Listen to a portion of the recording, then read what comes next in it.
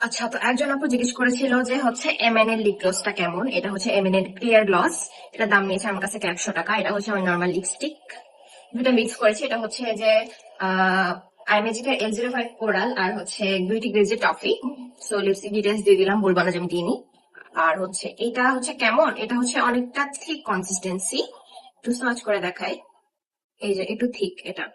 আর এটা লিপস্টিকের উপর দেওয়ার পর এমন না যে লিপস্টিকটা মিশে যায়, না এটা অনেকটা মিশেও যায়। আবার হচ্ছে একটু হালকা করে মানে প্রোডাক্ট ভালো মতো নিয়ে দিলে তখন এটা মিশে না।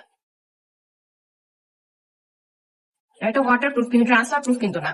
তুমি যদি ম্যাট লিপস্টিক অ্যাপ্লাই করে রাখো তাহলেও কিন্তু এটা লিপস্টিকটাকে ট্রান্সফারেবল বানিয়ে দিবে,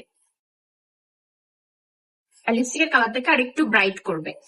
আর অ্যাজ ইউ ক্যান সি এটা অনেকটা হচ্ছে থিক, একটু ঠোঁটের উপর ভারী ফিল হয়। যদি এইভাবে করে তুমি দাও তাহলে হচ্ছে এটা সুন্দর মতো লিপস্টিকের সাথে মিক্স হবে না, কিছু হবে না। মানে দুইটা লিপস্টিক যদি তুমি অমব্রে করে দাও বা হচ্ছে মানে এই লিপ লাইনারের সাথে অন্য একটা ম্যাট লিপস্টিক দাও তাহলে হচ্ছে এটা মানে উঠবে না বা কিছু হবে না। মানে উঠবে না বলতে দুটো লিপস্টিক মিক্স হয়ে মানে একটা গজামিল পেকে যাবে না। আর যদি তুমি হালকা হালকা করে মানে এভাবে মানে একবারে একবারে নিয়ে পুরো ঠোঁটে দিয়ে দাও তাহলে কিন্তু এটা মিক্সও হয়ে যাবে।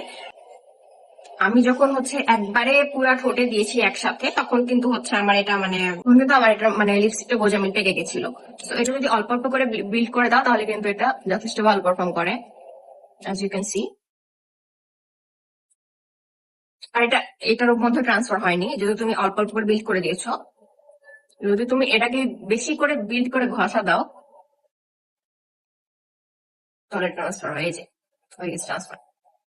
সো এমআই লিপ গ্লস নিয়ে এটাই বলা ছিল। আর কি জানতে চাও, যদি আরো কোনো কিছু জানতে চাও তাহলে কমেন্ট সেকশনে জানাও, আমি কমেন্ট সেকশনে তোমাদেরকে আরো ডিটেলস দিয়ে দিবো। এটা আমি ব্র্যান্ড কাছ থেকে নিয়েছি, বাই দ্য ওয়ে 100 টাকা দিয়ে।